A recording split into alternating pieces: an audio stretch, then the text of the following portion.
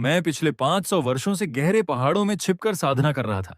इतने लंबे समय बाद आखिरकार मैं सेंट रियल्म की सर्वोच्च अवस्था तक पहुंच गया।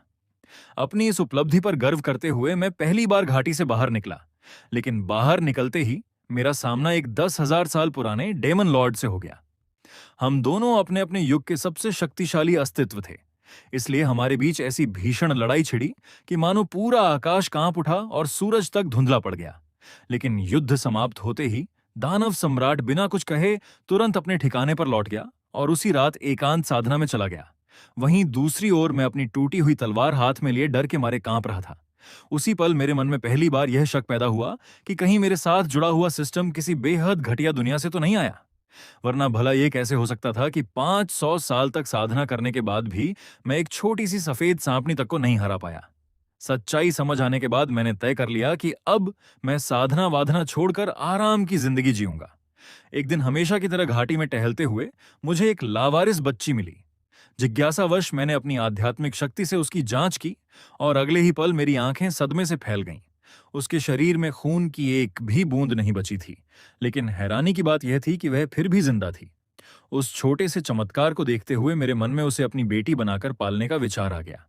कुछ देर सोचने के बाद मैंने अपने मूल रक्त से एक बूंद निकाली, जिसमें प्राचीन दिव्य ग्रंथों की शक्ति समाहित थी।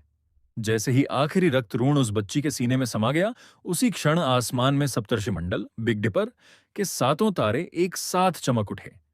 धीरे धीरे उसके चेहरे पर फिर से लालिमा लौटने लगी। मैं मुस्कुराया और बोला, आज से तुम्हारा नाम चेन शिंकाई होगा। देखते ही देखते 6 साल बीत गए। जिस नन्ही बच्ची को मैंने बचाया था वह अब एक बेहद प्यारी और चंचल लड़की बन चुकी थी। हालांकि मैं खुद को एक निकम्मा पिता मानता था, फिर भी मैं चाहता था कि मेरी बेटी का भविष्य उज्जवल हो। इसलिए जब वह 5 साल की हुई तो मैंने उसे साधना सिखाना शुरू कर दिया। इस समय शिंकाई जमीन पर पद्मासन लगाकर बैठी थी, जबकि रहस्यमयी रोशनी उसके पूरे शरीर के चारों ओर घूम रही थी। साफ दिख रहा था कि साधना को समझने की उसकी क्षमता असाधारण स्तर तक पहुंच चुकी थी। अगर वह किसी भी बड़े संप्रदाय में होती तो उसे अनमोल खजाने की तरह संभाल कर रखा जाता, लेकिन दुर्भाग्य से उसका पिता ऐसा इंसान था जो पूरा दिन आराम करने और कुछ न करने में बिताता था। इसी वजह से मुझे जरा भी अंदाजा नहीं था कि मेरी बेटी की प्रतिभा वास्तव में कितनी भयावह थी। शाम होते ही शिंगकाई अचानक उछलकर खड़ी हो गई और उत्साह से चिल्लाई, पापा, मुझे अपनी साधना की रुकावट महसूस हो रही है। मुझे लगता है कि मैं बहुत जल्द तांगशुन लोक टांगशुन रेल्म में प्रवेश कर जाऊंगी। मैं मुस्कुराया और बोला, वाह, मेरी शिंकाई तो कमाल है। इनाम में आज रात पापा तुम्हारे लिए कुरकुरे मशरूम स्नैक्स बनाएंगे, कैसा रहेगा? ये सुनते ही उसकी आंखें चमक उठीं। हाँ, हाँ, मुझे पापा सबसे ज्यादा पसंद हैं।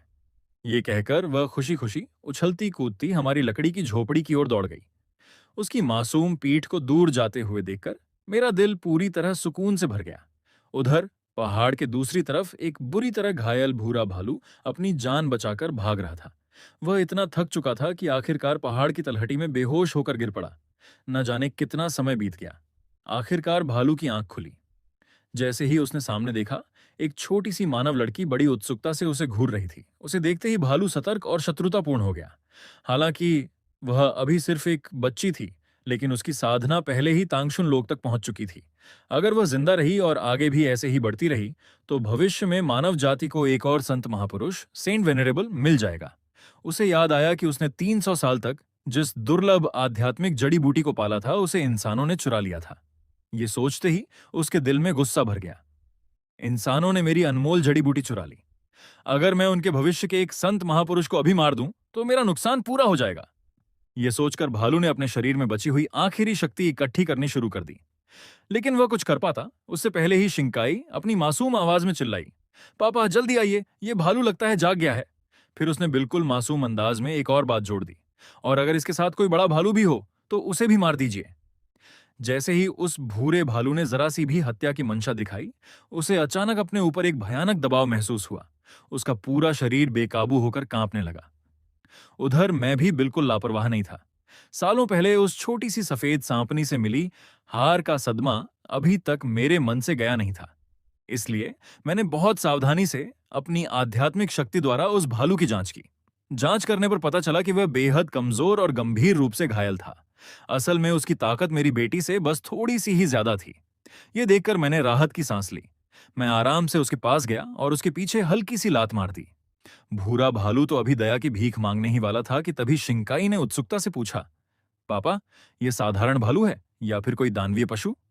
ये सवाल सुनते ही भालू तुरंत अपनी पीठ के बल लेट गया, अपना पेट दिखाने लगा और जितना हो सकता था उतना भोला और बेवकूफ सा चेहरा बना लिया। मैंने प्यार से शिंकाई के सिर पर हाथ फेरा और कहा, अगर यह दानवीय पशु हुआ तो पापा को इसे खत्म करना पड़ेगा, लेकिन इसकी हरकतें देखकर तो यह एक साधारण भूरा भालू ही लगता है। मैं इसके ऊपर एक बंधन लगा देता हूं, फिर तुम इसे अपने पालतू दोस्त की तरह रख सकती हो। यह सुनते ही शिंकाई खुशी से उछल पड़ी। सच में? इसका मतलब अब मेरे पास खेलने के लिए एक दोस्त होगा। धन्यवाद पापा। उधर भूरा भालू मन ही अगले ही पल भूरा भालू अपना मुलायम सिर शिंकाई के हाथ से रगड़ने लगा। मैंने सुनहरी ऊर्जा की एक पतली सी किरण बनाई और उसे भालू के माथे की ओर इशारा कर दिया। उसी क्षण भालू को महसूस हुआ कि उसके शरीर की पुरानी चोटें तेजी से भरने लगी हैं।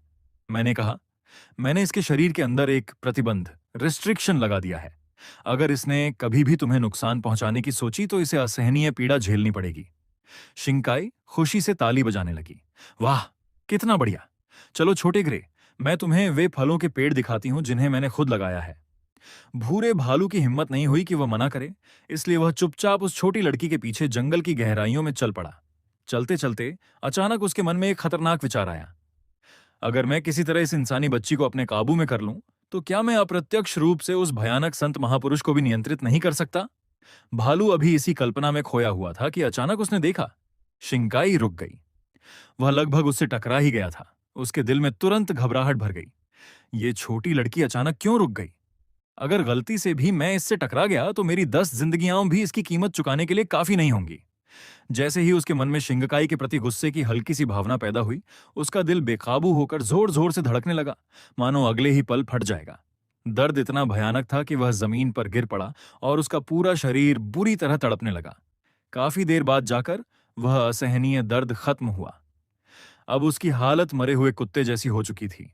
उसी समय शिंकाई का छोटा सा चेहरा उसके ऊपर दिखाई दिया। वह शरारती मुस्कान के साथ बोली, पापा का लगाया हुआ प्रतिबंध सच में बहुत शक्तिशाली है। छोटे ग्रे, अभी कुछ देर पहले तुम मुझे मारने के बारे में सोच रहे थे, है ना?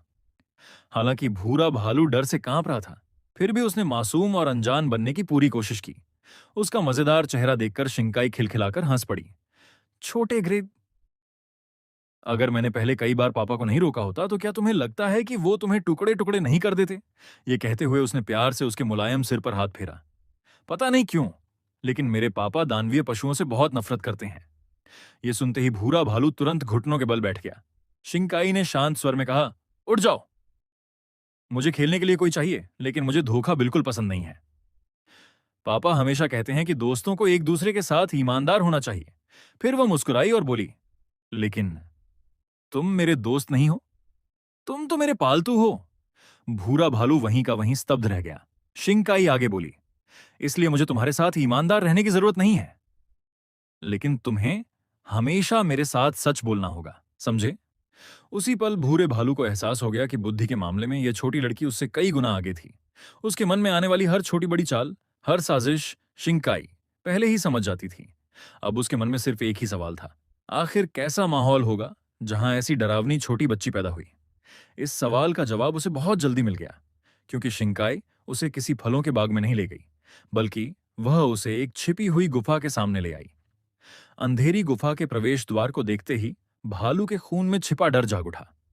हालांकि उसे अंदर कुछ दिखाई नहीं दे रहा था, फिर भी उसकी रक्तरेखा, ब्लड लाइन उसे लगातार खतरे का एहसास करा रही थी। उसे अपनी पूरी इच्छा शक्ति लगानी पड़ी ताकि वह डरकर भाग न जाए। तभी शिंकाई खुशी से गुफा के मुहाने तक दौड़ी और जोर से बोली, मास्टर शियाओ भाई, जल्दी आइए, मैंने नया पालतू बना लिया। कुछ ही क्षण बाद एक छोटी सी सफेद सांपनी धीरे धीरे गुफा से बाहर रेंगती हुई निकली। उसने अपनी ठंडी आंखों से बस एक बार भूरे भालू की ओर देखा। सिर्फ उसी एक नजर से भूरा भालू डर के मारे तुरंत घुटनों के बल गिर पड़ा। छोटी सफेद सांपनी ने उसे घृणा भरी नजर से देखा। फिर शिंकाई बोली, अब हमें इस बड़े बेवकूफ भालू की चिंता करने की जरूरत नहीं है। ये कहते हुए उसने अपनी किताब निकाली। उसके कवर पर लिखा था, the overbearing saint venerable fell in love with me, volume 2। शिंगकाई ने मुस्कुराते हुए किताब आगे बढ़ाई। मैं इसे पढ़ चुकी हूं, इसे वापस करके वॉल्यूम 3 लेने आई हूं। छोटी सफेद सांपनी हैरानी से बोली, इतनी जल्दी? उसने हल्की सी सांस भीतर खींची। अगले ही पल दूसरी किताब उड़कर सीधे उसके मुंह में चली गई। कुछ क्षण बाद उसने फिर अपना मुंह खोला और तीसरा भाग सीधे शिंकाई के हाथों में गिर पड़ा। शिंकाई ने तुरंत किताब संभाल ली और खुशी से बोली, धन्यवाद मास्टर शियाओबाई।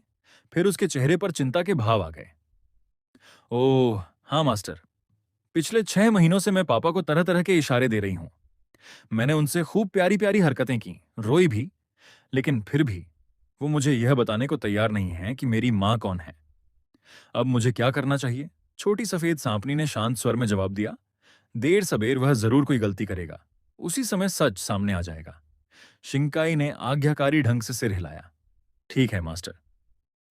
अपना उद्देश्य पूरा होने के बाद वह वापस जाने के लिए मुड़ गई। अपनी शिष्या को जाते हुए देखते ही छोटी सफेद सांपनी अचानक एक बेहद सुंदर स्त्री में बदल गई। उसका नाम था जी होंगली। असल में विंड डेमन वैली लौटने के बाद उसे एक सच्चाई समझ आ चुकी थी। उस दिन उसकी हार इसलिए नहीं हुई थी क्योंकि वह कमजोर हो गई थी, बल्कि इसलिए क्योंकि मैं उससे कहीं ज्यादा शक्तिशाली था। यही एहसास उसके भीतर गहरी जिज्ञासा पैदा कर गया। इसलिए उसने चुपके चुपके मुझ पर नजर रखना शुरू कर दिया। लेकिन उसने कभी सपने में भी नहीं सोचा था कि अचानक मेरी एक बेटी भी होगी। और सबसे अजीब बात यह थी कि इतने समय तक उसने मेरे आसपास कभी किसी औरत की परछाई तक नहीं देखी थी। इससे उसकी जिज्ञासा और भी बढ़ गई। आखिरकार वह खुद को रोक नहीं पाई और सीधे शिंकाई के पास पहुंच गई। ज्यादा समय नहीं लगा और उम्र में एक बड़ी तथा एक छोटी, दोनों अकेली लड़कियां बहुत अच्छी दोस्त बन गईं। जी होंगली न केवल शिंकाई को साधना सिखाती थी, बल्कि वर्षों से इकट्ठा किए गए अपने उपन्यास भी उसे पढ़ने के लिए देती थी। एक दिन बातचीत के दौरान जी होंगली ने यूं ही मेरे ताओ साथी, टाओ कंपेनियन, के बारे में अपनी जिज्ञासा जाहिर कर दी। ये सुनते ही 6 साल की शिंकाई ने गर्व से अपनी छाती थपथपाई और बोली, मास्टर, मैं पता लगाकर आपको जरूर बताऊंगी। उस दिन के बाद से मुझे धीरे धीरे कुछ अजीब महसूस होने लगा। जब भी मैं शिंकाई को घाटी में घुमाने ले जाता और रास्ते में किसी पेड़ की डाल पर दो पक्षियों को साथ बैठे देखता, तो वह तुरंत उंगली दिखाकर कहती, पापा देखिए, ये दोनों पक्षी साथ में कितने खुश लग रहे हैं। बेशक मैं समझ गया था कि वे किसी बात का इशारा कर रही है। जब ऐसी घटनाएं बार बार होने लगीं, तो मुझे शक हुआ कि शिंकाई मुझसे कुछ छिपा रही है। अपनी बेटी की सुरक्षा को लेकर चिंतित होकर मैंने चुपचाप खुद ही सच्चाई जानने का फैसला किया। एक दिन मैं बिना किसी को बताए उस गुफा तक पहुंच गया जहां शिंकाई अक्सर जाया करती थी। अपनी मौजूदगी पूरी तरह छिपाकर मैं धीरे धीरे गुफा के अंदर दाखिल हुआ। अंदर कदम रखते ही मेरी नजर बर्फ से बने एक बिस्तर पर सो रही एक बेहद खूबसूरत स्त्री पर पड़ी। उसका अलौकिक सौंदर्य देखकर मेरे माथे पर तुरंत ठंडा पसीना आ गया। मुझे जरा भी सोचने की जरूरत नहीं पड़ी। वह किसी भी हालत में एक साधारण इंसान नहीं हो सकती थी। लेकिन इससे मैं और भी उलझन में पड़ गया। आखिर इस रहस्यमयी स्त्री का मेरी बेटी से क्या संबंध था? सवालों और बेचैनी से भरे मन के साथ मैं बिना कोई आवाज किए चुपचाप गुफा से बाहर निकल आया। कुछ समय बाद शिंगकाई ने मासूमियत से मुझे सब कुछ बता दिया। पिछले साल मेरी मुलाकात मास्टर शियाओबाई से हुई थी। जब मैं घाटी में फूल तोड़ रही थी, तभी उनसे मुलाकात हुई। मास्टर शियाओबाई बहुत कमाल हैं। वो मुझे साधना सिखाती हैं और ढेर सारी मजेदार कहानियां भी सुनाती हैं। ये सुनकर मैंने हल्का सा भौहें सिकोड़ते हुए पूछा, इतनी बड़ी बात हुई और तुमने पापा को बताया भी नहीं? शिंकाई ने मासूम चेहरा बनाते हुए जवाब दिया, मास्टर शियाओबाई ने मुझे इसे राज रखने के लिए कहा था। यह सुनकर मैं केवल बेबस होकर आह भर सका। तो वह रहस्यमयी स्त्री वास्तव में मेरी बेटी की गुरु थी। लेकिन जब मैं अब भी अपनी बेटी से जुड़ी बातों को लेकर परेशान था, उसी समय दुनिया के दूसरे कोने में एक बहुत बड़ी घटना घट रही थी। सेंट्रल स्टेट की शाही राजधानी में सम्राट के आदेश पर एक भव्य समारोह आयोजित किया गया था। हजारों नहीं बल्कि दसियों हजार साधक स्वर्गीय स्मारक मंडप, हेवनली मॉन्यूमेंट पैविलियन के सामने इकट्ठा हुए थे। वे सभी 100 वर्षों में केवल एक बार होने वाले स्वर्गीय स्मारक समारोह, हेवनली मॉन्यूमेंट सेरेमनी का इंतजार कर रहे थे। इन स्मारकों पर मानव जाति के सबसे असाधारण प्रतिभाशाली लोगों के नाम दर्ज किए जाते थे। मानव स्मारक, ह्यूमन मॉन्यूमेंट, नई पीढ़ी के सबसे प्रतिभाशाली युवाओं की रैंकिंग दिखाता था। पृथ्वी स्मारक, अर्थ मॉन्यूमेंट, संत लोक से नीचे के सबसे शक्तिशाली साधकों की सूची रखता था। और स्वर्ग स्मारक हेवन मॉन्यूमेंट में वर्तमान युग के सभी संत, महापुरुषों, सेंट वेनरेबल्स के नाम दर्ज थे। तभी सुनहरे कवच वाला एक शाही प्रहरी ऊंची आवाज में बोला, स्मारक खोलो। उसकी आवाज गूंजते ही मानव स्मारक पर सुनहरे अक्षर चमकने लगे। रैंक 100 श्वेंतियन तलवार, संप्रदाय का लूमिंग श्वान। रैंक 99 पर्पल मिस्ट पैलेस की लान्याओ। Rank 98 nine heavens thunder pavilion का क्वीनियो। एक एक करके नाम सामने आते गए। नीचे खड़ी भीड़ उन प्रतिभाशाली युवाओं को देखकर ईर्ष्या और प्रशंसा से भर गई। जब तीसरे स्थान पर ग्रेट जो राजवंश की राजकुमारी जिंग शियू का नाम प्रकट हुआ तो पूरा मैदान हैरानी से गूंज उठा। क्या राजकुमारी जिंग शियू सिर्फ तीसरे स्थान पर है? तो पहले और दूसरे स्थान वाले आखिर कितने भयावह होंगे? कुछ ही क्षण बाद दूसरे स्थान का नाम सामने आया, लिंगजो के होंग परिवार का होंग शांगलोंग। उसी समय स्मारक पर एक 5 साल के बच्चे की छवि उभर आई। उसकी बाईं आंख किसी अजीब कीड़े की आंख जैसी थी, जबकि दाईं आंख में 3 रक्त लाल तारे लगातार घूम रहे थे। भीड़ में से कोई चीख उठा, ये तो स्वर्ग भेदी संत शरीर, हेवन पियर्सिंग सेंट बॉडी है। ताइचुआन संप्रदाय का प्रधानाचार्य इतना उत्साहित हो गया कि उसने अपनी कुर्सी का हत्था ही तोड़ डाला।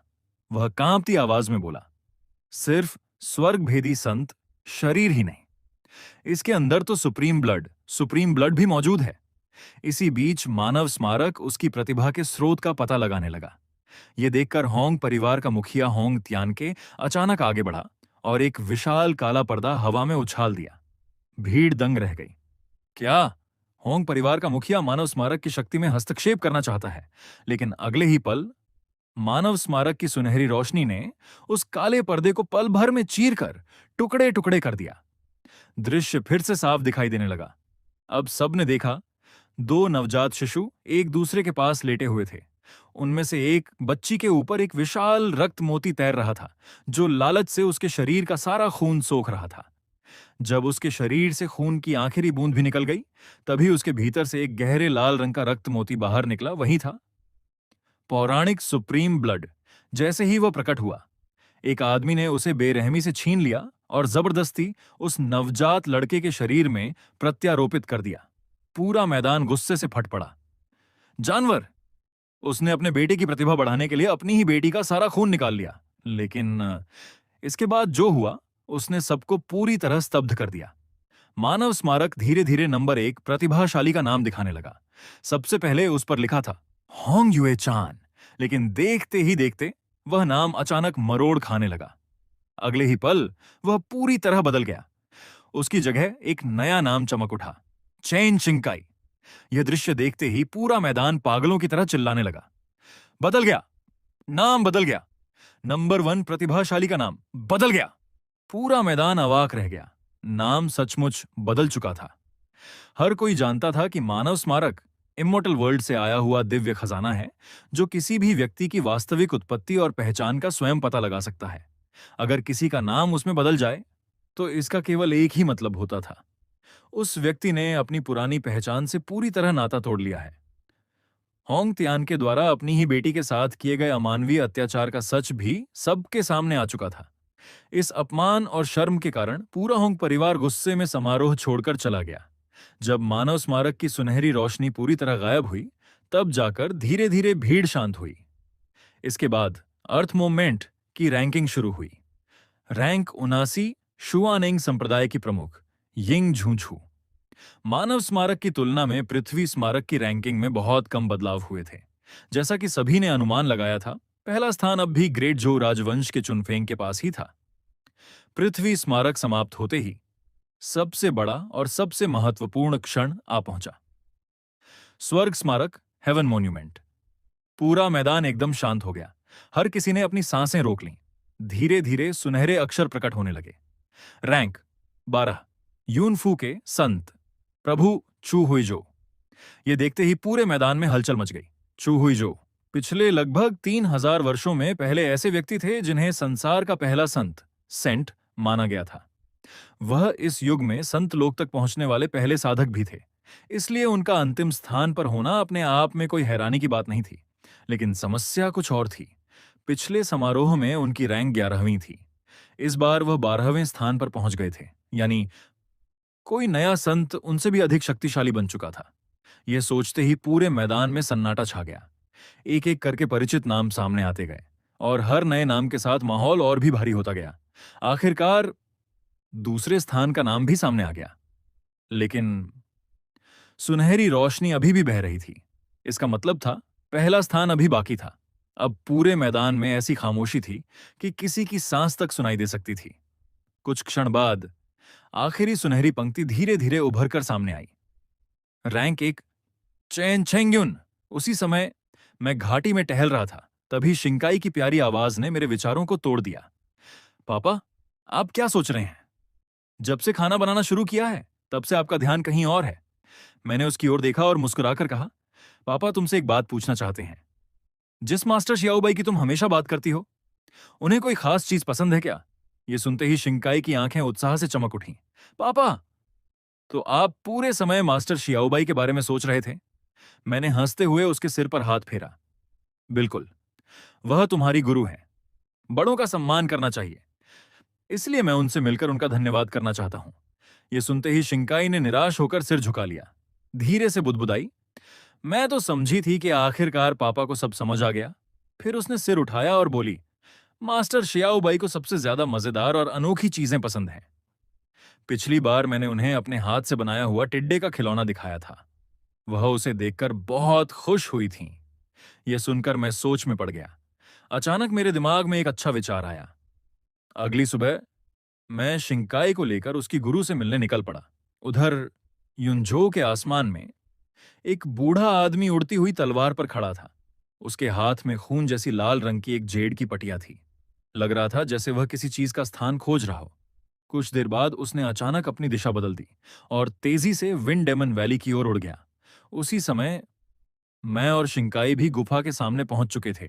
शिंकाई खुशी से दौड़ते हुए बोली, मास्टर शियाओबाई। उसकी आवाज गुफा में गूंजते ही एक सुंदर सफेद वस्त्र पहने स्त्री धीरे धीरे बाहर आ गई। हालांकि यह उसे देखने का केवल दूसरा मौका था, फिर भी मेरी नजर अनायास ही उस पर 2 बार चली गई। लेकिन दूसरी बार देखने के बाद मेरे दिल में एक अजीब सा एहसास पैदा हुआ। ऐसा लग रहा था जैसे मैं उसे कहीं पहले देख चुका हूं।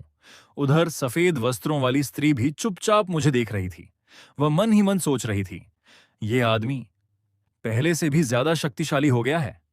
कुछ पल तक हम दोनों बस गुफा के सामने खड़े एक दूसरे को देखते रहे। तभी शिंकाई खुशी खुशी हमारे बीच आ गई। पापा, ये मेरी मास्टर शियाओबाई हैं। मैंने सम्मान से हाथ जोड़कर कहा, आज मैं विशेष रूप से अपनी बेटी को शिक्षा देने के लिए आपका धन्यवाद करने आया हूं। इतना कहकर मैंने अपने हाथ में रखा एक लकड़ी का शतरंज बोर्ड बाहर निकाला। यह छोटी सी चीज मैंने अपने हाथों से बनाई है। शायद ये बहुत साधारण हो, लेकिन उम्मीद है कि आपको पसंद आएगी। जब मैंने देखा कि उन्होंने उस शतरंज बोर्ड को बड़े ध्यान से संभाल कर रख लिया, तो मेरे मन का बोझ थोड़ा हल्का हो गया। लेकिन तभी एक और चिंता मेरे मन में उठी। क्या इन्हें पता चल गया था कि मैं पहले चुपके से इस गुफा में आया था? ये जानने के लिए मैंने सावधानी से कहा, मास्टर शियाओबाई, पिछली बार जो हुआ, मैं थोड़ा असभ्य हो गया था। लेकिन मेरी बात पूरी होने से पहले ही उन्होंने शांत स्वर में कहा, कोई सफाई देने की जरूरत नहीं है। जब आपने मुझे पहचान ही लिया है, तो उस घटना को यहीं भूल जाते हैं। उनकी बात सुनते ही मेरा दिल जोर से धड़क उठा। तो इन्हें सचमुच पता चल गया था कि मैं चोरी छिपे गुफा में आया था। लेकिन उनकी आवाज से लग रहा था कि वह उस बात को आगे नहीं बढ़ाना चाहती थीं। इसलिए मैंने भी तुरंत हामी भरते हुए कहा, आप बिल्कुल सही कह रही हैं। उस समय मेरा कोई बुरा इरादा नहीं था। उन्होंने हल्के से सिर हिलाया। अच्छा है। हम दोनों एक दूसरे की ओर देखकर मुस्कुरा दिए। लेकिन हमें जरा भी अंदाजा नहीं था कि हम दोनों 2 अलग-अलग घटनाओं की बात कर रहे थे। काफी देर तक बातचीत करने के बाद मैं आखिरकार वहां से लौटने के लिए खड़ा हो गया। उधर आसमान में उड़ रहा बूढ़ा आदमी वो 6 साल पहले की घटनाओं को याद कर रहा था। उसे याद आया कि तब परिवार के मुखिया ने उसे आदेश दिया था कि वह मरने की कगार पर पहुंची छोटी युवती को प्राचीन अनंत गुफा, एंशियंट केव ऑफ इटर्निटी में छोड़ आए। लेकिन जब वह छिंगझो की एक अनजान घाटी के ऊपर से गुजर रहा था, तो आसमान में चल रही ठंडी हवा ने अचानक उसे वर्तमान में वापस ला खड़ा किया। वू बो ने सामने देखा और धीरे से अपने आप से कुछ बड़बड़ाया, फिर अपनी यात्रा जारी रखी। करीब 2.5 घंटे बाद वह आखिरकार विंड डेमन वैली पहुंच गया। उसने अभी कुछ ही कदम आगे बढ़ाए थे कि पास की झाड़ियों से अचानक सरसराहट की आवाज आई। वू बो ने तुरंत अपनी तलवार कसकर पकड़ ली और लड़ने के लिए तैयार हो गया। अगले ही पल झाड़ियों के अंदर से एक विशाल भूरा भालू छलांग लगाकर बाहर आया, लेकिन इससे पहले कि वो बो कुछ समझ पाता, भालू तुरंत मुड़ा और पूरी ताकत से भागने लगा। स्विश! वूबो पल भर में उसके सामने आकर खड़ा हो गया। भालू ने इतनी जोर से ब्रेक लगाया कि उसकी नाक लगभग तलवार की नोक से छू गई। वूबो ने ठंडी नजर से उसे देखते हुए कहा, मैं आखिरी बार पूछ रहा हूं, क्या तुम चेन शिंकाई नाम की किसी लड़की को जानते हो? उसी समय उसके पीछे से एक शांत आवाज सुनाई दी। अगर मैंने सही सुना तो क्या तुमने अभी चेन शिंकाई का नाम लिया?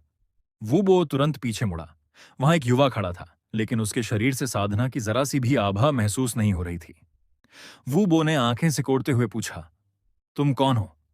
मैंने उसकी ओर देखते हुए शांत स्वर में जवाब दिया, तुम मेरी जमीन पर खड़े हो, मेरे भालू का पीछा कर रहे हो और मेरी बेटी का नाम लेकर चिल्ला रहे हो। अब मुझसे पूछ रहे हो कि मैं कौन हूं। यह सुनते ही वूबो की आंखें चमक उठी। तुम्हारी बेटी? अच्छा, तो फिर काम आसान हो गया। उसने बिना एक पल गंवाए सीधे मेरी ओर तलवार चला दी, लेकिन उसकी तलवार मेरे शरीर से 3 इंच दूर पहुंचते ही धड़ाम, वह अनगिनत टुकड़ों में बिखर गई। वू बो का चेहरा पल भर में बदल गया। वे कुछ सोच पाता उससे पहले ही उसने एक निषिद्ध खजाना, फॉरबिडन ट्रेजर, बाहर निकाला। यह ऐसा दिव्य अस्त्र था जो लॉन्गेविटी रियल्म के साधक को भी मार सकता था, लेकिन मैंने सिर्फ अपनी उंगलियां चटकाईं। टप! अगले ही पल वह खजाना हवा में ही विस्फोट करके अनगिनत टुकड़ों में बदल गया। वो बो कई कदम पीछे लड़खड़ा गया। उसने अविश्वास से चिल्लाकर कहा, यह असंभव है। तुम आखिर हो कौन? मैंने शांत स्वर में उसकी ओर देखा। तुमने अभी तक मेरे सवाल का जवाब नहीं दिया। अब वू बो समझ चुका था कि यह मामला उसकी ताकत से बहुत आगे निकल चुका है। उसने तुरंत सम्मान से हाथ जोड़ लिए। मैं परिवार के मुखिया के आदेश पर होंग, परिवार की रक्त रेखा वाले एक सदस्य को खोजने आया हूं। जिस लड़की को आपने पाला है, असल में वही हमारे होंग परिवार की सबसे बड़ी बेटी होंग युए चान है। मैंने बिना किसी भाव के सिर हिलाया। मैं उसे नहीं जानता। शिंकाई मेरी बेटी है। उसका तुम्हारे होंग परिवार से कोई संबंध नहीं है। वूबो का चेहरा गंभीर हो गया। ये बात कहने से पहले अच्छी तरह सोच लो। इतना कहकर उसने एक लाल रंग का आदेश पत्र निकाला। ये हेवन स्प्लिटिंग ऑर्डर है, जिसे हमारे होंग परिवार के पूर्वज ने स्वयं बनाया था। एक बार इसे सक्रिय कर दिया तो होंग परिवार के सभी विशेषज्ञ तुरंत यहां पहुंच जाएंगे और 1000 मील के भीतर की हर चीज राख बन जाएगी। मैंने उस आदेश पत्र की ओर इशारा करते हुए कहा, चलो इसे सक्रिय करके देखो। मैं भी देखता हूं कि इसमें कितना दम है। वूबो गुस्से से हंस पड़ा। ठीक है, जब तुम्हें मरने की इतनी जल्दी है तो मुझे दोष मत देना। उसने अपनी पूरी शक्ति उस आदेश पत्र में भर दी और उसे आसमान की ओर फेंक दिया। वह तुरंत लाल रोशनी की एक किरण बनकर आकाश की ओर उड़ गया, लेकिन वह ज्यादा दूर भी नहीं जा पाया था कि अचानक आसमान में एक विशाल काला हाथ प्रकट हुआ। उस हाथ ने मुट्ठी बांधी और धड़ाम, आदेश पत्र को एक ही झटके में चकनाचूर कर दिया। वूबो वहीं पत्थर की तरह जम गया। उसका मुंह इतना खुला रह गया कि मानो जबड़ा ही नीचे गिर जाएगा। उसी पल उसे एक भयावह सच्चाई समझ आ गई। उसके सामने खड़ा यह युवा एक संत महापुरुष, सेंट वेनरेबल था। मैं जैसे ही उसे मारने वाला था, तभी पीछे से एक मासूम और खुशहाल आवाज आई, पापा, मैंने बहुत सारे मशरूम तोड़े हैं। क्या आज रात हम मशरूम का सूप बनाएंगे? करीब 5-6 साल की एक छोटी लड़की मशरूम से भरी टोकरी लेकर दौड़ती हुई आई। 6 साल बीत जाने के बाद भी वूबो ने उसे एक नजर में पहचान लिया। उसकी आंखों में तुरंत आंसू भर आए। छोटी मालकिन शिंकाई मेरे पास आकर उत्सुकता से बोली, पापा, ये दादाजी कौन है? वूबो जान चुका था कि आज उसके बचने की कोई उम्मीद नहीं है, इसलिए उसने फैसला किया कि मरने से पहले सारी सच्चाई बता देगा। उसने होंग युए चान और पूरे होंग परिवार की कहानी शुरू से आखिर तक बता दी। सब कुछ बताने के बाद उसने एक लंबी सांस छोड़ी, मानो कई वर्षों से उसके दिल पर रखा भारी बोझ आखिरकार उतर गया हो। पूरी कहानी सुनते समय शिंगकाई लगातार सिर झुकाए खामोश खड़ी रही। काफी देर बाद उसने धीरे धीरे सिर उठाया। आंसू रोकने की वजह से उसकी आंखें लाल हो चुकी थीं। वह धीमी आवाज में बोली, उस बड़ी बहन होंग युए चान की जिंदगी तो बहुत दुख भरी थी। फिर वह धीरे धीरे मेरे पास आई और मेरे हाथ को कसकर पकड़ लिया। पापा, आप सबसे अच्छे हैं। तभी मुझे एहसास हुआ कि उसने इस कहानी को अपने साथ जोड़कर देखा ही नहीं। उसे अब भी नहीं पता था कि होंग यूए चान वही खुद है। मैंने और वूबो ने एक दूसरे की ओर देखा। बिना कुछ कहे हम दोनों इस बात पर सहमत हो गए कि अभी उसे सच नहीं बताएंगे। कुछ देर बाद शिंगा काई ने अपने आंसू पोंछे और धीरे से कहा, पापा, मैं मास्टर शियाओबाई से मिलने जा रही हूं। मैंने प्यार से उसके सिर पर हाथ फेरा। जाओ। शिंकाई ने चुपचाप सिर हिलाया और धीरे धीरे वहां से चली गई। उसकी छोटी सी पीठ आज पहले से कहीं ज्यादा अकेली लग रही थी। उसके ओझल होते ही मैंने वू बो की ओर देखा। आज तुम्हें मर जाना चाहिए था, लेकिन 6 साल पहले तुमने उस बच्ची को जीने का एक मौका दिया था। उसी दया के बदले मैं तुम्हारी जान बख्श रहा हूं। अब तुम्हारे पास दो रास्ते हैं। पहला, मैं अभी इसी समय तुम्हें मार दूं। दूसरा, मैं तुम्हारे शरीर में एक प्रतिबंध लगा दूं और तुम इसी घाटी में रहकर शिंकाई की देखभाल करो। इसे उसके उस घटिया पिता के पापों का प्रायश्चित समझना।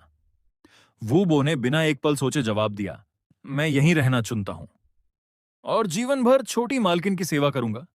मैंने अपना हाथ उठाया और उसके माथे को हल्के से छुआ। अगले ही पल मैंने उसके शरीर के अंदर भी एक प्रतिबंध, रिस्ट्रिक्शन, स्थापित कर दिया। उस शाम वू बो ने देखा कि शिंकाई आंगन में अकेली खड़ी थी। उसका चेहरा उतरा हुआ था और वह बहुत उदास लग रही थी। वू बो धीरे धीरे उसके पास गया और नरम आवाज में पूछा, क्या हुआ छोटी मालकिन? शिंकाई कुछ देर तक चुप रही। फिर उसने धीरे से कहा, असल में मुझे सब समझ आ गया है। मैं ही होंग यूएचान हूं, है ना? मैंने जानबूझकर ऐसा दिखाया कि मुझे कुछ समझ नहीं आया, क्योंकि मैं नहीं चाहती थी कि पापा को लगे कि मैं उनकी असली बेटी नहीं हूं। यह सुनकर वो बो का दिल भर आया। उसने तुरंत उसे दिलासा देते हुए कहा, छोटी मालकिन, ऐसा कभी मत सोचिए। यह बूढ़ा सेवक साफ देख सकता है कि आपके पिता आपसे सच्चा प्यार करते हैं। आपका जन्म चाहे किसी भी परिवार में हुआ हो, उनके दिल में आप हमेशा उनकी बेटी ही रहेंगी। वो बो की बातें सुनते ही शिंकाई का मन काफी हल्का हो गया। उसके चेहरे पर फिर से मुस्कान लौट आई। माहौल हल्का करने के लिए वो बो ने मुस्कुराकर पूछा, वैसे छोटी मालकिन, मैं अभी तक आपके पिता का नाम नहीं जानता। यह सुनते ही शिंकाई गर्व से अपनी छाती फुलाकर बोली, मेरे पापा का नाम चैन चांगान। ये नाम सुनते ही वू बो का मुंह दोबारा खुला का खुला रह गया। उसका जबड़ा आज दूसरी बार जमीन पर गिरने वाला था। जिस इंसान ने छोटी मालकिन को अपनाया था, वही स्वर्ग स्मारक का नंबर, एक संत महापुरुष चेन चांगान था। अगली सुबह मैंने जैसे ही आंगन में कदम रखा, मेरे दिमाग में सिस्टम की आवाज गूंज उठी। दैनिक साइन इन सफल, इनाम 30 वर्षों की साधना, अतिरिक्त इनाम सर्वोच्च अमर कला, अवतार अवतारण, supreme immortal art, avatar incarnation. मेरी आंखें तुरंत चमक उठीं। मैंने बिना देर किए उसी समय अपना एक अवतार, क्लोन, बना लिया। इतने वर्षों तक पहाड़ों में छिपकर रहने के बाद अचानक मेरा मन दुनिया घूमने का करने लगा। उधर गुफा की गहराइयों में बर्फ के बिस्तर पर विश्राम कर रही जी होंगली का वास्तविक शरीर अचानक जाग उठा। वह धीरे धीरे उठी और सोच में डूब गई। 10,000 साल हो गए। मैंने दुनिया को अपनी आंखों से देखे हुए बहुत समय हो गया। उसने हवा में हल्का सा हाथ लहराया। अगले ही पल उसके सामने उसका एक क्लोन प्रकट हो गया। वह शांत स्वर में बोली, मेरी जगह जाओ और इस दुनिया को देखकर आओ। करीब 2.5 दिन की यात्रा और लगभग 1,000 मील का सफर तय करने के बाद मेरा अवतार एक छोटे से सराय, इनेन, में पहुंचा। पेट भरकर खाना खाने के बाद मैंने पैसे देने के लिए कमर की ओर हाथ बढ़ाया, लेकिन अगले ही पल मैं वहीं रुक गया। मैं इतने वर्षों तक पहाड़ों में रहा था कि पूरी तरह भूल चुका था। इस दुनिया में खाने के लिए पैसे भी देने पड़ते हैं। पास खड़ा नौकर मुझे अजीब नजरों से देखने लगा। तभी बगल से एक ठंडी आवाज आई, इनका बिल मैं चुका देता हूं। मैंने तुरंत उस युवक की ओर कृतज्ञता से देखा, लेकिन मैं उसका धन्यवाद करता। उससे पहले ही पास से एक व्यंग्य भरी आवाजें सुनाई दी, शाओ यूं, तुम्हारी अपनी हालत तो झाओ परिवार में नौकरों से भी बदतर है, और फिर भी दूसरों पर पैसे लुटा रहे हो। बोलने वाला युवक मजाक उड़ाते हुए हंस रहा था। उसने ताना मारते हुए कहा, अगर शाओ लिंगर इतने सालों तक तुम्हारी रक्षा न करती तो मैं कब का। इतना कहते ही उसके पीछे खड़े एक आदमी ने तुरंत उसे रोक दिया, यंग मास्टर झांग, बड़ी मालकिन का नाम यूं मत लीजिए। झांग शियाओये ने तिरस्कार से हंसते हुए कहा। डरने की क्या बात है? वो लड़की 2 साल पहले ही यहां से जा चुकी है। अब तो पूरे शहर को पता है कि शाओ यू एक मजाक बन चुका है। 5 साल पहले वह जेड मिस्ट रियल्म का सबसे बड़ा प्रतिभाशाली था, लेकिन पिछले साल सिटी लॉर्ड की दावत में वह जेड मिस्ट की सबसे साधारण तकनीक भी इस्तेमाल नहीं कर पाया। यह सुनते ही मेरी दिलचस्पी बढ़ गई। एक प्रतिभाशाली युवक जिसे बाद में पूरा परिवार निकम्मा समझने लगे। ये कहानी तो मुझे बहुत अच्छी तरह पता थी।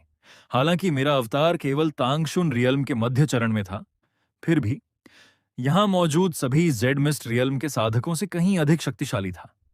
मैंने सीधे झांग शियाओए की ओर देखकर ऊंची आवाज में कहा, दूसरों का मजाक उड़ाने में तुम्हें बड़ा मजा आता है, लेकिन यह हरकत बेहद घटिया है।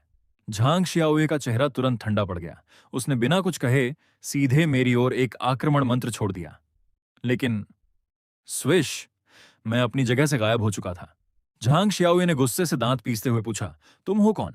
उस निकम्मे की मदद क्यों कर रहे हो? मैंने सिर हिलाकर मुस्कुराते हुए कहा, नहीं नहीं, पहली बात, इस छोटे भाई ने मेरे खाने का बिल चुकाया है, और दूसरी बात, लोगों को हर समय निकम्मा कहना बंद करो। क्या तुमने यह कहावत नहीं सुनी? 30 साल नदी के इस पार, 30 साल नदी के उस पार। गरीब युवक का कभी अपमान मत करो। मैं इतना कहकर उसे सबक सिखाने ही वाला था कि तभी एक काले वस्त्र पहने प्रबंधक हमारे बीच आ गया। उसने जोर से चिल्लाया, बस! क्या झांग परिवार और शाओ परिवार दोनों सिटी लॉर्ड के नियम भूल गए हैं? उसकी बात सुनते ही माहौल थोड़ा शांत हो गया। झांग शियाओए ने जाते जाते शाओ यू की ओर घूरकर कहा, सुना है, तुम्हारी मंगेतर खुद यहां आ रही है तुमसे रिश्ता तोड़ने। देखते हैं तुम्हारा यह घमंड और कितने दिन टिकता है।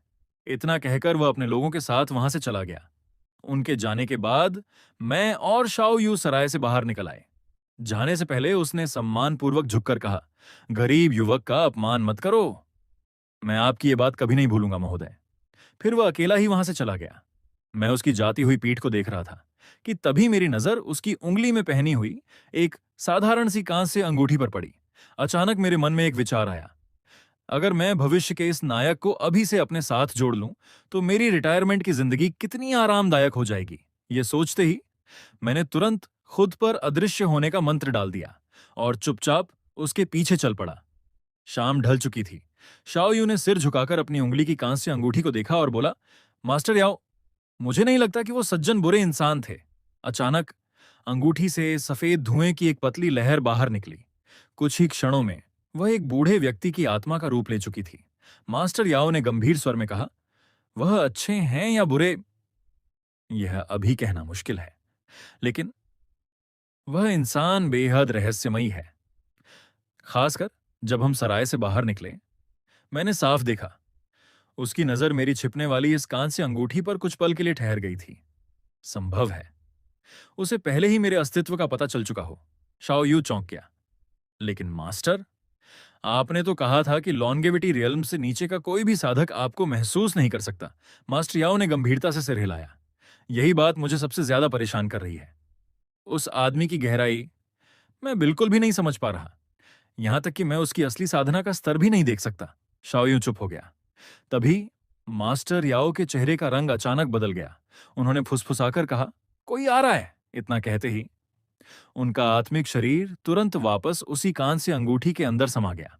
सफेद धुंध की वह आत्मा तुरंत फिर से धुएं में बदल गई और कांस्य अंगूठी के अंदर समा गई। कुछ ही क्षण बाद एक बूढ़ा सेवक वहां पहुंचा और सम्मान से बोला, युवा मालिक, परिवार के मुखिया ने आपको सभा भवन में बुलाया है। कुछ देर बाद शाओ परिवार के चर्चा कक्ष में पहुंच गया। जैसे ही उसने अंदर कदम रखा, एक ठंडी और घमंडी स्त्री की आवाज पूरे हॉल में गूंज उठी, तो यही है मेरा मंगेतर। पूरा सभा भवन पल भर में शांत हो गया। शाओ यू ने शांति से हाथ जोड़कर कहा, मिस लिन, बहुत समय बाद मुलाकात हुई। लेकिन उसके जवाब देने से पहले ही सफेद वस्त्र पहने एक युवा आगे बढ़ा। उसने गर्व से कहा, मेरा नाम बाई मुफांग है। मैं तियान्युन संप्रदाय का मुख्य शिष्य हूं और मानव स्मारक पर मेरी रैंक 87वीं है। जूनियर सिस्टर लिन छिंग्युए पहले ही तियान्युन संप्रदाय की परीक्षा पास कर चुकी हैं। हम आज यहां ये विवाह समझौता समाप्त करने आए हैं। उसी समय शाओ यू के दादा आगे बढ़े। उनके शरीर से ऑरिजिन रियल्म के शिखर स्तर का दबाव पूरे हॉल में फैल गया। उन्होंने गंभीर स्वर में कहा, यंग मास्टर भाई, ये सगाई वर्षों पहले लिन परिवार के मुखिया ने स्वयं तय की थी। अगर इसे तोड़ना है तो उन्हें खुद यहां आना चाहिए। बाई मुफांग मुस्कुराया। मैं तियानयुन संप्रदाय के वर्तमान प्रधान का निजी शिष्य हूं। मेरे पीछे छिंगझोउ के सबसे शक्तिशाली संप्रदायों में से एक खड़ा है। क्या आप कहना चाहते हैं कि मेरी हैसियत किसी दूसरे दर्जे के परिवार के मुखिया से भी कम है? यह सुनकर शाओ परिवार के सभी लोगों के चेहरे बदसूरत हो गए। तभी शाओ यू के दादा ने उसकी ओर देखकर कहा, शाओ यू, तुम्हारा क्या निर्णय है? अगर तुम इस रिश्ते को तोड़ने से मना कर दो तो हमारा शाओ परिवार अंत तक तुम्हारे साथ खड़ा रहेगा। यह सुनकर शाओ यू मन ही मन ठंडी हंसी हंसा। वह अपने दादा की असलियत अच्छी तरह जानता था। ये बूढ़ा लोमड़ी असल में तियानयुन संप्रदाय को नाराज करने की जिम्मेदारी उसके सिर पर डालना चाहता था। अगर वे ऐसा खेल खेलना चाहते थे तो वह इससे भी बड़ा दांव खेलने वाला था। उसने सीधे बाई मुफांग की ओर देखकर ऊंची आवाज में कहा, मैं यह रिश्ता तोड़ने के लिए तैयार हूं, लेकिन मेरी एक शर्त है। पूरा हॉल उसकी ओर देखने लगा। शाओ यू ने दृढ़ स्वर में कहा, आज से ठीक 10 साल बाद मैं स्वयं तियानयुन संप्रदाय आऊंगा और मिस लिन को द्वंद्व युद्ध की चुनौती दूंगा। अगर मैं जीत गया तो उनके सिर पर सजी फीनिक्स गोल्डन हेयरपिन मेरी होगी। उसकी बात पूरी होते ही बाई मुफांग ने अपनी आध्यात्मिक शक्ति सक्रिय कर दी। एक सुंदर उड़ने वाली तलवार उसके सामने प्रकट हुई। वह मुस्कुराते हुए बोला, अगर शर्त लगानी है तो थोड़ी बड़ी लगाते हैं। इस तलवार का नाम है ब्राइट मून 1000 ऑन्टम्स। इसे मुझे मेरे गुरु ने क्लाउड स्पिरिट पीक पार करने के बाद उपहार में दिया था। यह एक सर्वोच्च श्रेणी की उड़ने वाली तलवार है।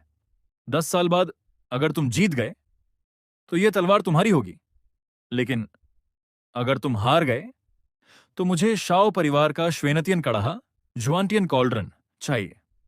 यह सुनते ही शाओ परिवार के सभी लोगों के चेहरे का रंग उड़ गया, क्योंकि श्वेनतियन कड़ाहा ही उनके पूरे परिवार की नींव था।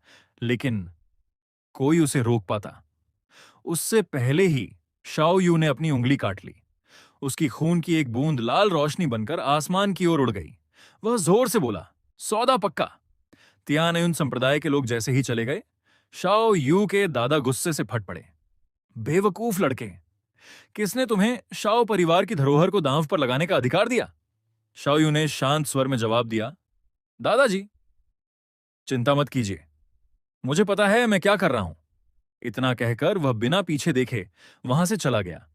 अपने पुराने और जर्जर आंगन में लौटते ही अंगूठी से मास्टर याओ की आवाज आई, बहुत बढ़िया लड़के, तुमने एक ही चाल में पूरे शाओ परिवार को अपनी गाड़ी से बांध दिया। शाओ यूं हल्के से मुस्कुराया, तो क्या हुआ? अब मेरे पास खोने के लिए बचा ही क्या है? अगर मैं जीत गया तो सब कुछ मेरा होगा, और अगर हार गया तो मैं ऐसा क्या खो दूंगा जो पहले से नहीं खो चुका। अचानक उसके पीछे से हल्की सी हंसी सुनाई दी। शाओ यू तुरंत पलटा। उसने देखा मैं दोनों हाथ बांधे वहीं खड़ा था। ऊपर से मैं बेहद शांत और रहस्यमयी दिखाई दे रहा था, लेकिन अंदर ही अंदर मैं तो बेहद खुश था। गुरु की आत्मा अंगूठी में, गिरा हुआ प्रतिभाशाली नायक, बदला लेने का संकल्प और टूटी हुई सगाई। अरे, इस लड़के में तो हर वह गुण मौजूद है जो किसी भी कहानी के मुख्य नायक में होता है। शाओ यू सावधानी से एक कदम पीछे हटा। चुपके से उसने अपनी उंगलियों के बीच 3 जहरीली चांदी की सुइयां भी पकड़ लीं। मैं मुस्कुराया आराम से। फिर मैंने एक जेड की शीशी निकालकर उसकी ओर उछाल दी। पहले इसे रख लो, ये तुम्हारी चोटें ठीक कर देगी। वह शीशी हवा में सुंदर छाप बनाती हुई सीधे शाओ यू के हाथों में आ गिरी। जैसे ही उसने उसे खोला, अंगूठी के अंदर से मास्टर याओ की कांपती हुई आवाज गूंज उठी, ये तो 9 पुनर्जन्मात्मा पुनर्स्थापन गोली, 9 रेवोल्यूशंस सोल रेस्टोरेशन पिल। यह तो ऐसा दिव्य अमृत है जो मांस को दोबारा उगा सकता है और मरते हुए इंसान को भी जीवन दे सकता है। यहां तक कि जब मैं अपनी शक्ति के चरम पर था, तब भी इस गोली को बनाने में मेरी सफलता की संभावना 30% से कम थी। शाओ यू पूरी तरह स्तब्ध रह गया। वह बोला, इतना अनमोल उपहार मैं बिना किसी कारण स्वीकार नहीं कर सकता। उसकी बात सुनकर मैंने जानबूझकर रहस्यमयी अंदाज बनाया। शाओ यू, क्या तुम मेरे शिष्य बनना चाहोगे? अंगूठी के अंदर से मास्टर याओ ने तुरंत चेतावनी दी। इस आदमी की पहचान हमें नहीं पता, सावधान रहना, ये कोई जाल भी हो सकता है। लेकिन इस बार शाओ यू ने उनकी बात नहीं मानी, क्योंकि मेरी बातों ने उसके दिल में बुझ चुकी उम्मीद की आग दोबारा जला दी थी। वह बिना किसी हिचकिचाहट के घुटनों के बल बैठ गया। मैं तैयार हूं गुरुदेव, कृपया अपने इस शिष्य का प्रणाम स्वीकार करें। मैंने हाथ उठाकर उसे रोक दिया। इतनी जल्दी नहीं, पहले तुम्हें एक परीक्षा पास करनी होगी। यहां से 1000 मील पूर्व दिशा में एक अनजान घाटी है। मैं वहां तुम्हारा इंतजार करूंगा। अगर तुम 3 दिनों के भीतर वहां पहुंच गए तो मैं आधिकारिक रूप से तुम्हें अपना शिष्य स्वीकार कर लूंगा। मेरी बात खत्म होते ही मेरा शरीर अनगिनत प्रकाश कणों में बदल गया और हवा में गायब हो गया। शाओ यू की आंखें फैल गईं। अवतार अवतारण, यह तो पौराणिक सर्वोच्च चमर तकनीक है। मेरे इस गुरु की पृष्ठभूमि निश्चित ही असाधारण है। उसने अपनी मुट्ठियां कस लीं। कुछ भी हो जाए, मुझे यह परीक्षा हर हाल में पास करनी है। उसी रात वह चुपके से शहर छोड़कर निकल गया। दूसरी ओर शाओ परिवार में उसके गायब होने की खबर बहुत जल्दी उसके दादा तक पहुंच गई। शाओ युनशान ने गुस्से में अपने हाथ की चाय की प्याली चूर-चूर कर दी। निकम्मों का झुंड। 3 शैडो गार्ड एक टूटी हुई मेरिडियन वाले अपाहिज पर भी नजर नहीं रख सके। मुख्य सेवक डर के मारे जमीन पर घुटनों के बल कांपने लगा। तभी शाओ युनशान ने ठंडी आवाज में आदेश दिया, तुरंत छिपे हुए रक्षकों को भेजो। परिवार के मुखिया का आदेश है, शाओ यू को हर हाल में वापस लाया जाए। शैडो गार्ड के नेता ने ठंडी आवाज में कहा, जिंदा हो या मुर्दा, आज तुम्हें वापस लेकर ही जाएंगे। उसकी बात पूरी होते ही एक उड़ने वाली तलवार बिजली की गति से शाओ यू की ओर बढ़ी। हमला आते देख शाओ यू तुरंत एक ओर लुढ़क गया। साथ ही उसने अपनी कमर से एक औषधि की शीशी निकालकर हवा में उछाल दी। धड़ाम, शीशी तलवार से टकराते ही फट गई। चारों ओर हरे रंग का जहरीला धुआं फैल गया। झर के डर से सभी शैडो गार्ड तुरंत अलग अलग दिशाओं में पीछे हट गए। शाओ यू ने इसी छोटे से मौके का फायदा उठाया। वह बिना देर किए पास बह रही नदी में छलांग लगा गया। पलक झपकते ही वह उनकी नजरों से ओझल हो गया। तीसरे दिन की सुबह अनगिनत कठिनाइयों और मौत जैसे संघर्षों के बाद शाओ यू आखिरकार एक ऊंची चट्टान के किनारे पहुंच गया। अब उसकी हालत बेहद खराब थी। उसका शरीर पूरी तरह थक चुका था। हर कदम के साथ उसके घाव और गहरे होते जा रहे थे। अगर पूरी यात्रा के दौरान मास्टर याओ अपनी बची हुई आध्यात्मिक शक्ति से उसकी रक्षा न कर रहे होते तो शायद वह यहां तक पहुंच ही नहीं पाता। सामने वह रहस्यमयी घाटी अब साफ दिखाई दे रही थी। उसी समय अंगूठी के भीतर से मास्टर याओ की बेहद कमजोर आवाज सुनाई दी, बच्चे, पिछले 10 वर्षों में जो आध्यात्मिक शक्ति मैंने जमा की थी वह अब पूरी तरह खत्म हो चुकी है। अब आगे का रास्ता तुम्हें अकेले तय करना होगा। शाओ यू ने दांत भींच लिए। वह पहाड़ से नीचे उतरने ही वाला था कि अचानक पीछे से तेज कदमों की आवाज गूंज उठी। किसी ने जोर से चिल्लाया, उसे पकड़ो, उसे घाटी के अंदर मत जाने देना। अगले ही पल एक तेज हमला हवा को चीरता हुआ उसकी पीठ में आ लगा। छपाक, तेज दर्द उसके पूरे शरीर में फैल गया। निराशा उसके चेहरे पर साफ दिखाई देने लगी। लेकिन उसने एक पल भी नहीं सोचा। सीधे चट्टान से नीचे छलांग लगा दी। तेज हवाएं उसके कानों के पास गरजने लगीं। आखिरी क्षण में मास्टर याओ ने अपनी बची हुई अंतिम शक्ति भी इस्तेमाल कर दी। उन्होंने काले धुएं का एक बादल बनाया जिसने शाओ यू के गिरने की रफ्तार कम कर दी। धप, शाओ यू नीचे फूलों के एक विशाल मैदान में आ गिरा। उसकी धुंधली होती नजरों में एक छोटा सा साया दिखाई दिया। एक प्यारी सी बच्ची उसकी ओर दौड़ती हुई आ रही थी। वह चिंता से बोली, बड़े भैया, क्या आपको चोट लगी है? शाओ यू कुछ कहना चाहता था, लेकिन उसके होंठ भी नहीं हिल पाए। अगले ही पल उसकी आंखों के सामने अंधेरा छा गया और वह बेहोश हो गया। उधर घाटी के प्रवेश द्वार पर शैडो गार्ड भी उसके पीछे छलांग लगाने वाले थे, लेकिन तभी वे सभी अचानक वहीं रुक गए। बेहोश शाओ यू के पास एक बूढ़ा आदमी और एक छोटी लड़की खड़े थे। सबसे डरावनी बात यह थी कि उस बूढ़े से निकलने वाला दबाव इतना भयानक था कि सभी शैडो गार्ड सांस तक नहीं ले पा रहे थे। बूढ़े ने शांत लेकिन आदेशपूर्ण स्वर में कहा, तुरंत यहां से चले जाओ। शैडो गार्डों ने एक पल की भी देरी नहीं की। वे तुरंत मुड़े और जान बचाकर भाग गए। कुछ समय बाद एक कमरे के अंदर शाओ यू ने धीरे धीरे आंखें खोली। सबसे पहले उसे एक प्यारा सा चेहरा दिखाई दिया जो उत्सुकता से उसे देख रहा था। शिंकाई खुशी से बोली, बड़े भैया, आप जाग गए। उसी समय उसकी नजर मुझ पर पड़ी। मैं पास ही खड़ा था। शाओ यू अपनी चोटों की परवाह किए बिना तुरंत बिस्तर से उतरकर घुटनों के बल बैठ गया। उसने आदरपूर्वक सिर झुकाया। गुरुदेव, कृपया अपने इस शिष्य का प्रणाम स्वीकार करें। अपने नए शिष्य को देखकर मैं मन ही मन काफी संतुष्ट हुआ। फिर मेरी नजर उसकी उंगली में पहनी कांस्य अंगूठी पर गई। अंगूठी के भीतर सो रही मास्टर याओ की आत्मा को देखकर अचानक मेरे मन में एक विचार आया। मैंने शांत स्वर में कहा, शाओ यू, हमने तुम्हें बचा लिया है, लेकिन तुम्हारा गुरु अभी भी इस अंगूठी में कैद है। इतना कहकर मैंने अपना हाथ उठा दिया। अगले ही पल कान से अंगूठी अपने आप हवा में उड़ने लगी। शाओ यूं घबरा गया। गुरुदेव, मास्टर याओ बुरे इंसान नहीं है, मैंने मुस्कुराकर कहा। मुझे पता है। इसके बाद मैंने अपनी आध्यात्मिक शक्ति प्रवाहित करनी शुरू की। हवा में धीरे धीरे एक मानव शरीर की आकृति बनने लगी। उसी समय मैंने बहुत सावधानी से मास्टर याओ की आत्मा को उस शरीर की ओर मार्गदर्शित किया। अनगिनत प्रकाश कण इकट्ठा होने लगे। धीरे धीरे लंबे वस्त्र पहने एक वृद्ध का शरीर पूरी तरह साकार हो गया। मास्टर याओ ने अचानक आंखें खोली। उन्होंने अविश्वास से अपने दोनों हाथों को देखा, फिर कांपती आवाज में बोले, शून्य से नया शरीर बना देना, क्या यही एक संत की शक्ति है? उन्होंने तुरंत गहराई से झुककर प्रणाम किया। ओ, संत महापुरुष, मुझे दूसरा जीवन देने के लिए आपका बहुत बहुत धन्यवाद। मास्टर याओ और शाओ यू के हैरान चेहरे देखकर मैं मन ही मन मुस्कुरा उठा।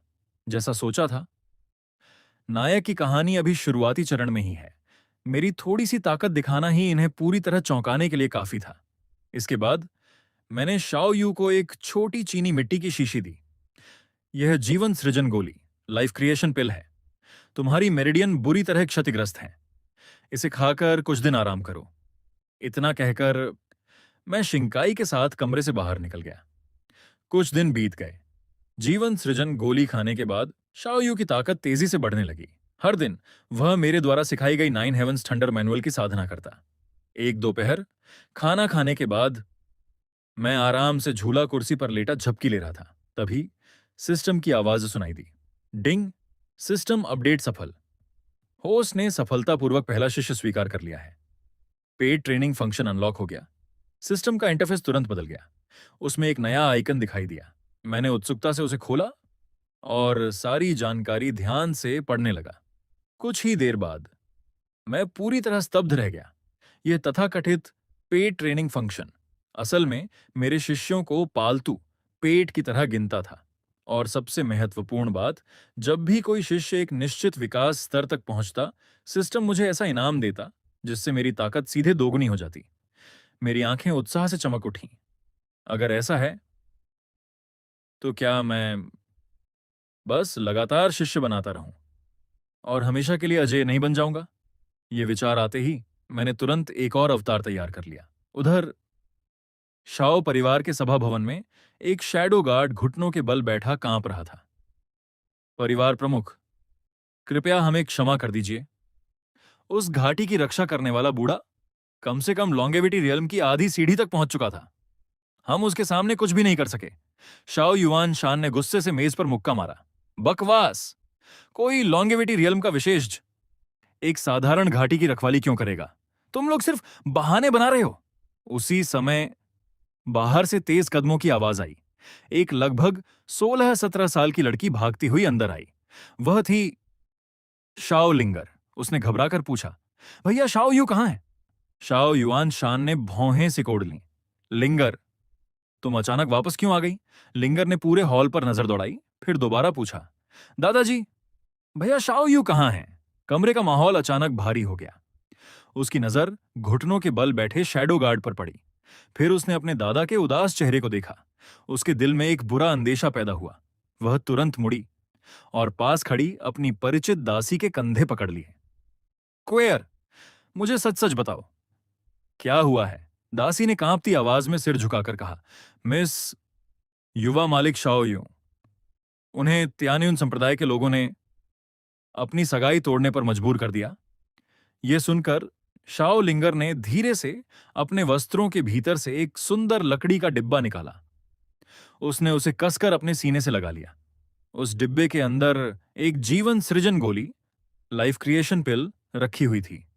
वह धीरे से बुदबुदाई, दादाजी ने कहा था, यह गोली टूट चुकी मेरिडियनों को फिर से जोड़ सकती है और शरीर की हर छिपी हुई चोट को भी पूरी तरह ठीक कर सकती है। इन सभी छिपी हुई चोटों को भी पूरी तरह ठीक कर सकती है। शाओ लिंगर ने धीरे से फुसफुसाया। उसने क्षितिज की ओर देखा। धीरे धीरे उसकी आंखें लाल हो गईं। भैया शाओ यूं, बस मेरा इंतजार करना, लिंगर तुम्हें ढूंढने जरूर आएगी। 2 साल पहले शाओ लिंगर ने शाओ यू की टूटी हुई साधना वापस लाने के लिए हर संभव तरीका आजमाया था, लेकिन हर कोशिश नाकाम रही। आखिरकार वह अपना घर छोड़कर दक्षिणी बंजर प्रदेश, साउथर्न वेस्टलैंड तक चली गई, सिर्फ इसलिए ताकि अपने दादाजी से मदद मांग सके। लेकिन जब वह आखिरकार वापस लौटी तो सब कुछ बदल चुका था। उसी समय एक दुबला पतला बूढ़ा अचानक उसके पास आकर झुक गया। मिस, इस बूढ़े सेवक ने युवा मालिक शाओ यू का पता लगा लिया है। वह पूर्व दिशा की ओर गया है और मेरी जानकारी के अनुसार उसने किसी रहस्यमयी महान विशेषज्ञ को अपना गुरु बना लिया है। यह सुनते ही शाओ लिंगर ने दृढ़ निश्चय से आसमान की ओर देखा। उसकी आंखों में अटूट संकल्प जल उठा। भैया शाओ यू, लिंगर आ रही है इधर। घाटी छोड़ने के बाद मेरा अवतार उत्तर दिशा की यात्रा जारी रखे हुए था।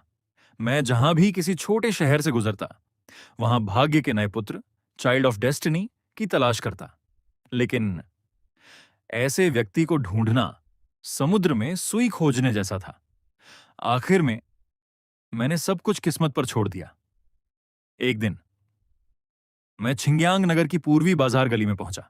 मैंने आराम से अपना सामान सजाया, एक साधारण लकड़ी की मेज रखी और भविष्य बताने वाले ज्योतिषी का रूप धारण कर लिया।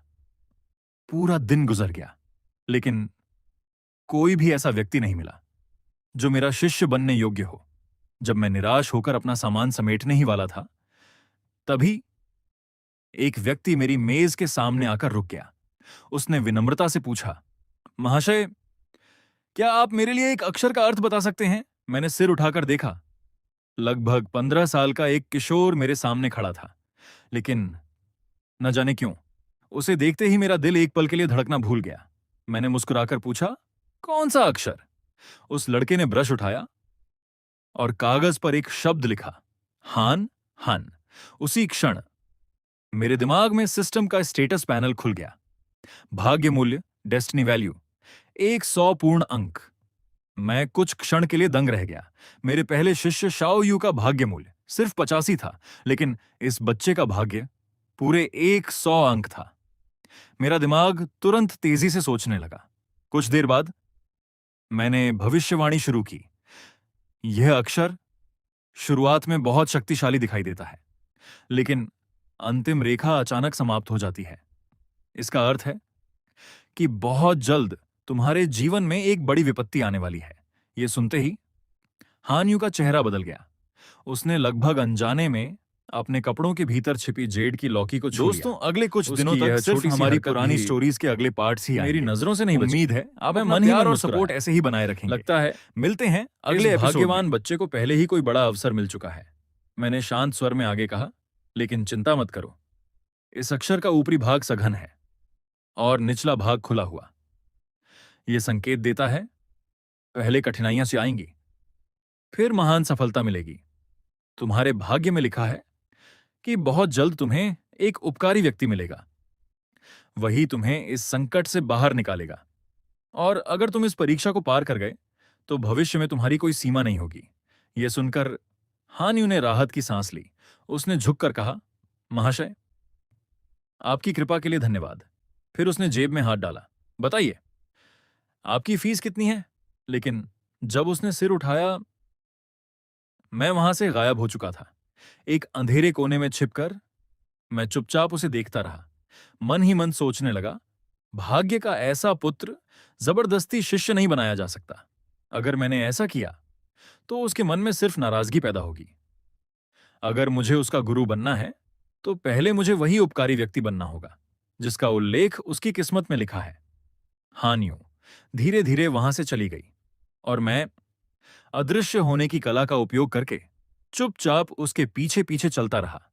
उसी समय स्वर्गीय रहस्य मंडप, हेवनली सीक्रेट्स पैविलियन में अचानक एक विशाल घंटी गूंज उठी। उसकी आवाज पूरे भवन में फैल गई।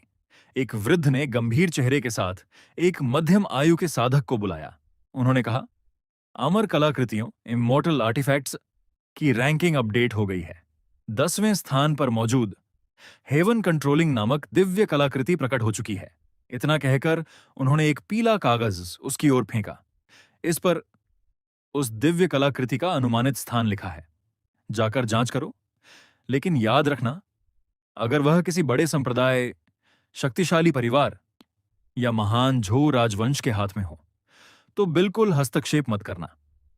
मध्यम आयु के साधक ने थोड़ी झिझकते हुए पूछा, और अगर वह किसी अकेले घूमने वाले साधक के हाथ में हो? वृद्ध ने आंखें सिकोड़ लीं। तो जो उचित समझो वही करना। इस दुनिया में खजाने उसी के होते हैं जिसके पास उन्हें बचाने की ताकत हो। वह साधक सम्मानपूर्वक झुका और तुरंत वहां से चला गया। वृद्ध अकेले खड़े बुदबुदाने लगे। कुछ ही दिन पहले स्वर्गीय रैंकिंग पर अचानक उपनाम चेन वाला एक नया संत प्रकट हुआ। अब एक अमर कलाकृति भी सामने आ गई, और दूसरी ओर सभी बड़े संप्रदाय और महान परिवार उस विशाल आयोजन की गुप्त तैयारी कर रहे हैं। लगता है दुनिया जल्द ही अराजकता में डूबने वाली है। उधर 8 सुगंध संप्रदाय, 8 फ्रेग्रेंस सेक्ट के औषधि उद्यान में हान यू कांपते हाथों से अपने हाथों की जेड की लौकी को घूर रही थी। वह बुदबुदाई, आखिर ये चीज है क्या?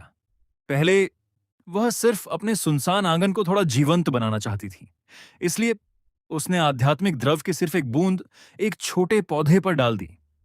लेकिन जिस पौधे पर केवल 2 पत्तियां थीं, वह अचानक जोर जोर से कांपने लगा, और अगले ही पल वह 7 पत्तियों वाला दिव्य जिनसेंग बन गया। हान्यू का चेहरा एकदम पीला पड़ गया। नहीं, किसी को भी इसके बारे में पता नहीं चलना चाहिए। उसने तुरंत जेड की लौकी को अपने कपड़ों के भीतर बने एक गुप्त स्थान में छिपा दिया। फिर वह हाल की घटनाओं के बारे में सोचने लगा। आखिर एल्डरमो क्या योजना बना रहे हैं? हाल के दिनों में जब भी वह साधना करता, एल्डरमो छिपकर उसे देखते रहते। उनकी आंखों में एक अजीब सी उत्तेजना होती जो उसे अंदर तक डरा देती। मैं अब इस तरह साधना जारी नहीं रख सकता। उसे महसूस हो रहा था कि उसका अगला ब्रेक थ्रू बहुत करीब है। सामान्य परिस्थितियों में यह खुशी की बात होती, लेकिन अब उसे लग रहा था कि यह किसी जाल का हिस्सा है। उसके मन में बार बार यही डर उठ रहा था कि जैसे ही वह ब्रेक थ्रू करेगा, कोई भयानक घटना घट जाएगी। अचानक उसे छिंगयांग नगर वाले भविष्यवक्ता की बात याद आ गई। वह धीरे से फुसफुसाया, उपकारी व्यक्ति, आखिर तुम कहां हो? मौत की तलवार तो पहले ही मेरी गर्दन पर आ चुकी है। लेकिन उसे बिल्कुल भी पता नहीं था कि उसका वही तथाकथित उपकारी व्यक्ति इस समय उसके कमरे की छत पर खड़ा उसे देख रहा था। मैंने सोते हुए हान्यू को देखा और हल्का सा मुस्कुरा दिया। जैसा उम्मीद थी, भाग्य का संतान होने के कारण उसे पहले ही एल्डरमो की साजिश का आभास हो चुका है। लेकिन अगर नायक हर समस्या खुद ही हल कर ले, तो मैं एक और शिष्य कैसे बनाऊंगा? रात की ठंडी हवा धीरे धीरे आंगन में बह रही थी। अगले ही पल मैं बिना आवाज के हान्यू के बिस्तर के पास प्रकट हो गया। सोते हुए लड़के को देखकर मैंने हल्की सी क्षमा याचना भरी मुस्कान दी। फिर अपनी एक उंगली उसके माथे पर रख दी। मेरी शुद्ध ऊर्जा की एक धारा चुपचाप उसके ऊर्जा सागर, एनर्जी सी, में प्रवेश कर गई। नींद में ही उसका अंतिम ब्रेक थ्रू पूरा हो गया। इसके बाद मैं फिर से बिना कोई निशान छोड़े गायब हो गया। कमरे में सिर्फ उसकी शांत और नियमित सांसों की आवाज रह गई।